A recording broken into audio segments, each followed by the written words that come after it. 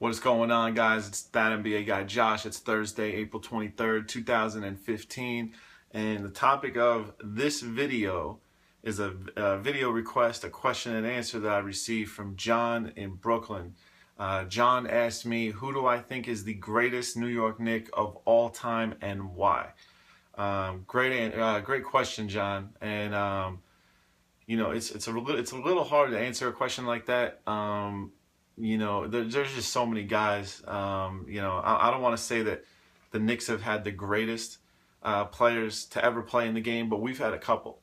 We've definitely had a couple that are in the Hall of Fame, have made pretty nice impacts on this game, and let's go over a couple that I think. Now, number one. Now, I'm not going to put these in order. I don't think it's fair to these guys to put it in order because they played in different eras. They played against different types of talent and different competition, and it's just not fair. I think you really can't compare a Walt Frazier to a Patrick Ewing or a Willis Reed or a Carmelo Anthony. I'm just going to give 5 guys that I think are some of the best Knicks of all time, in my opinion. And keep in mind, obviously, a lot of these guys, I'm not 60 years old. I didn't have the opportunity to watch a lot of these guys. Let's just get right into it. I'm just going to go 1 through 5. These are not in order. These are not how I rank them. These are just guys, all right? Number 1, obviously, Patrick Ewing. He's the guy that I grew up watching. He is arguably one of the best centers in NBA history. Definitely one of the best leaders in New York Knicks history. And, what more can you say about the guy? It really sucks that he didn't have the opportunity to win an NBA championship with us. We went to the finals twice with him. One of them he actually played. The other one he didn't really play. That's in '99 when they played San Antonio. But in the '94 finals, we took Houston to Game 7. Obviously, John Starks having a 2 for 18 or 2 for 19 shooting performance that night. You're not going to get it done with your second scoring option doing that. But, Patrick Ewing, arguably the greatest Knick in the history of our franchise. Number 2, got to go with Willis Reed. Awesome scorer, just an absolute beast. He probably would be one of the best players in the NBA right now, just given his size and given his tenacity. And, he didn't really lay down from anybody. He showed grit, he showed heart, he played through injuries, and I will always respect a player like that, no matter what team he plays for or how much of a egotistical maniac he is. Anyone that plays through injuries and just wants to see his team win, regardless of what his, health conditions are, can't deny the respect that you deserve for that. Number 3, I'm going to have to go with Walt Frazier. I actually had the pleasure of meeting him one time on a cruise ship that I was on, that my parents took me on when I was in high school.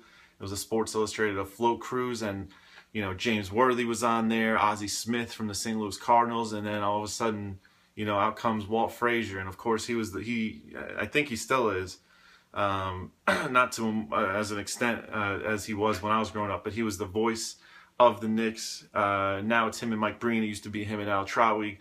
But Walt Frazier is just, besides being an awesome basketball player, I mean, that guy is just a fashionista in the male sense. He kind of transcended the game fashion-wise. Awesome scorer, just off the dribble.